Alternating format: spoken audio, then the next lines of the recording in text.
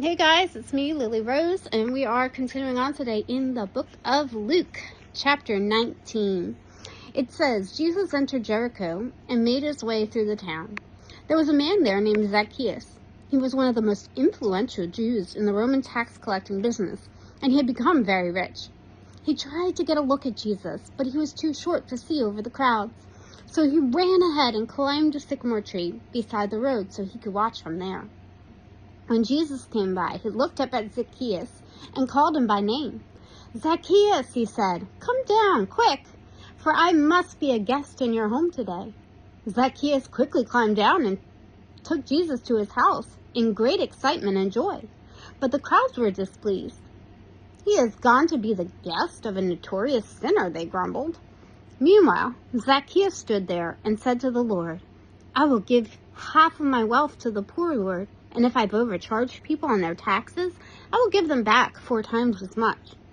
Jesus replied, "Salvation has come to this home today, for this man has shown himself to be a son of Abraham. And I, the Son of Man, have come to seek and save those like him who are lost." The crowd was listening to everything Jesus said, and because he was nearing Jerusalem, he told a story to connect the impression that the kingdom of God would begin right away.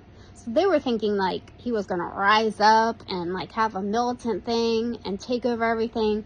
And he wanted to correct that view. It says, he said a nobleman was called away to a distant empire to become king and then return. Before he left, he called together 10 servants and gave them 10 pounds of silver to invest for him while he was gone. But his people hated him and sent a delegation after him to say they did not want him to be their king. When he returned, the king called in the servants to whom he had given the money. He wanted to find out what they had done with the money and what their profits were. The first servant reported a tremendous gain, 10 times as much as the original amount. "Well done," the king exclaimed. "You are a trustworthy servant. You have been faithful with the little I entrusted to you. So you will be governor of 10 cities as your reward." The next servant also reported a good gain, 5 times the original amount. "Well done," the king said. "You can be governor over 5 cities." But the third servant brought back only the original amount of money and said, "I hid it and kept it safe. I was afraid because you are a hard man to deal with, taking what isn't yours and harvesting crops you didn't plant." "You wicked servant," the king roared. "Hard? Am I? If you knew so much about me and how tough I am, why didn't you deposit the money in the bank so I could at least get some interest on it?" Then turning to the others standing nearby, the king ordered, "Take the money from this servant and give it to the one who earned the most." "But master," they said, "that servant has enough already."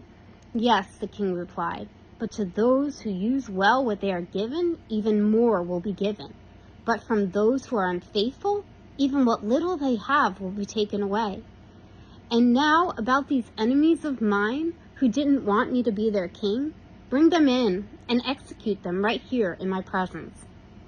After telling this story, Jesus went on toward Jerusalem, walking ahead of the disciples.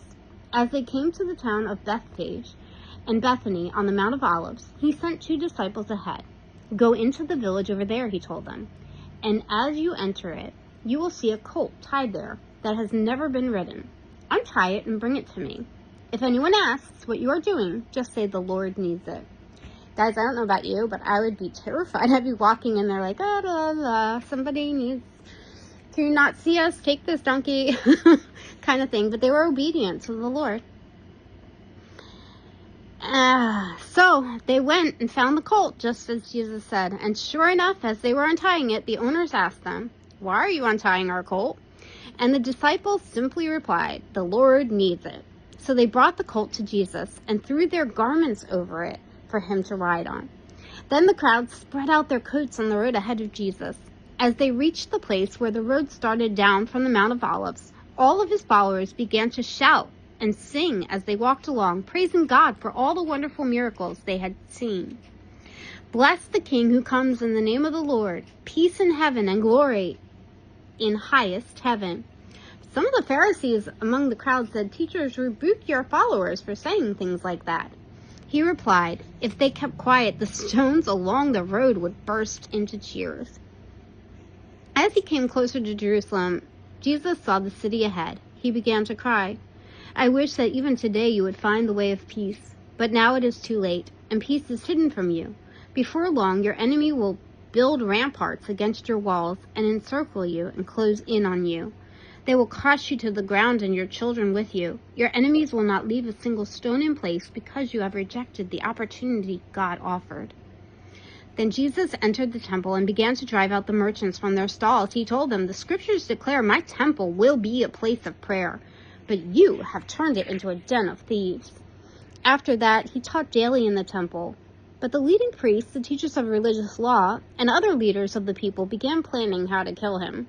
But they could think of nothing because all the people hung on to every word that he said.